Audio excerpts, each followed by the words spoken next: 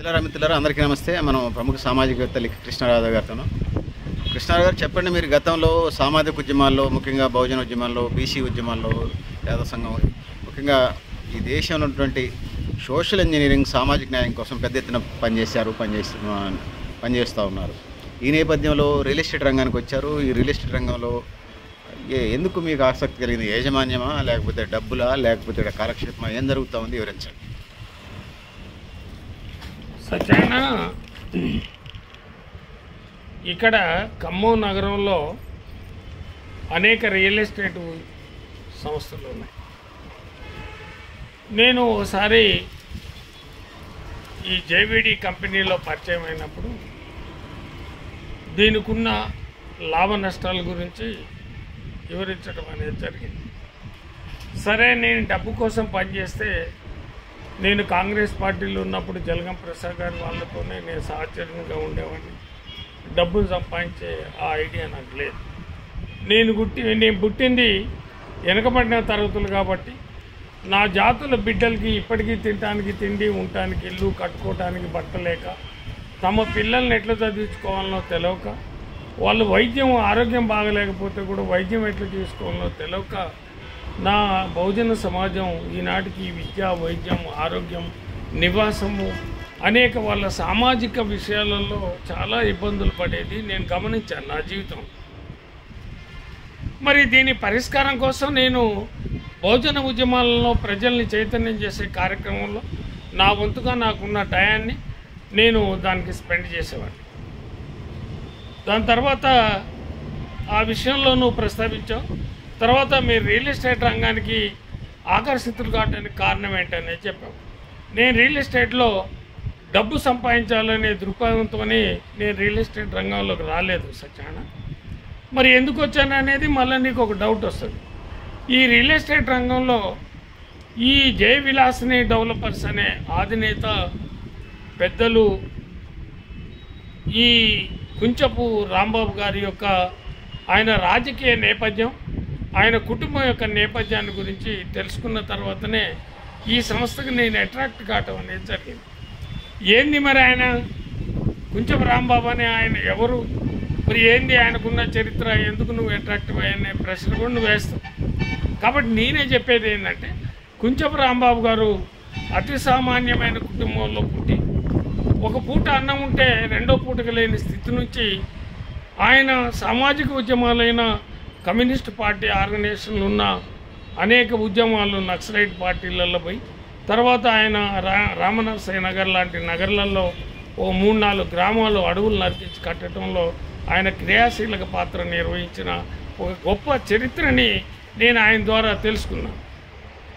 తర్వాత ఈ గవర్నమెంటు ఆయన్ని అనేక కేసులు పెట్టి ఆయన్ని జైలు జీవితం కూడా గడిపింది. సామాజిక ఉద్యమకారుడు, అతి సామాన్యమైన కుటుంబంలో పుట్టి, మరి ఈ రియల్ ఎస్టేట్ రంగానికి డబ్బు సంపాదించాలనే కోరికతోనే ఎందుకు వచ్చాడు అనే ఒక డౌట్ కూడా నాకు వచ్చాయి.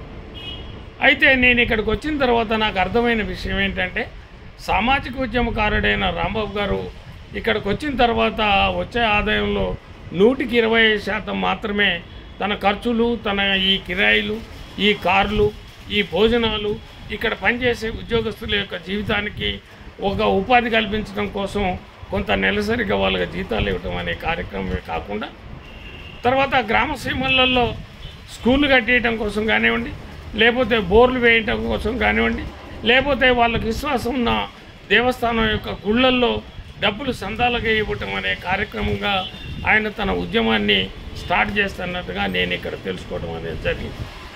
దీని తర్వాత నాకేమనిపించిందంటే, మనం ఊకే బజార్లలో పోయి తిరిగి ఈ ఉద్యమం కోసం మనం పనిచేసే పరిస్థితిలో ప్రజలు కూడా ఈనాడు ఓటేసే విధానానికి తెరవదు కదా సత్యం.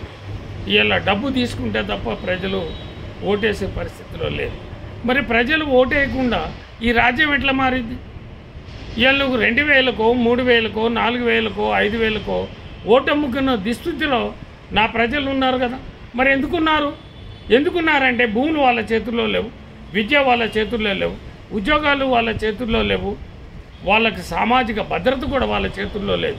ఇవాళ ఒక పోలీస్ స్టేషన్లో కంప్లైంట్ పెడితే ఎవడో ఒకడు ఆ గ్రామంలో ఉన్న అగ్రకుల నాయకుడి దగ్గర పోయి వాడి కాళ్ళ మీద పడి వాడి చేతుల మీద పడి బతిలాడుకునే దుస్థితిలో నా బహుజన సమాజం ఉంది.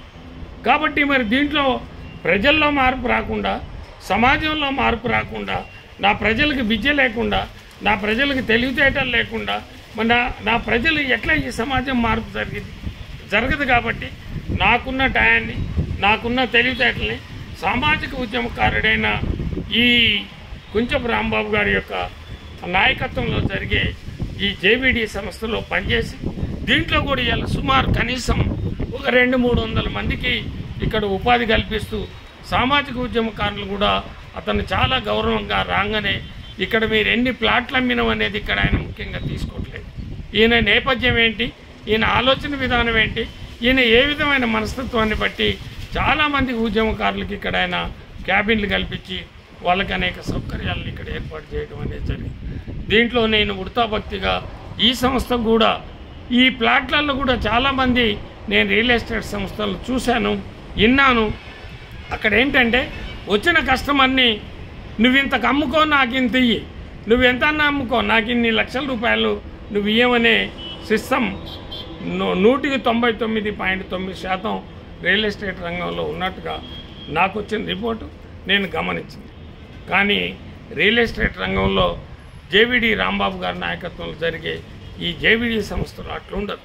కస్టమర్ యొక్క ఆర్థిక పరిస్థితి, తనకున్న వెసులుబాటు, తన నేపథ్యం, తను ఏ పరిస్థితుల్లో ఒక ప్లాట్ కొనుక్కుంటాడు అనేది ఒక దయార్థ హృదయంతో ఆ జేబీడీ రాంబాబు గారు ఆ కంపెనీ రేట్ ఇంత ఉన్నప్పుడు కూడా దాన్ని తగ్గించి ఆయనకు పడ్డ రేటుకు మాత్రమే ఇచ్చే ఒక దయార్థ హృదయంతో ఇక్కడ ఈ వ్యాపారం చేస్తాం.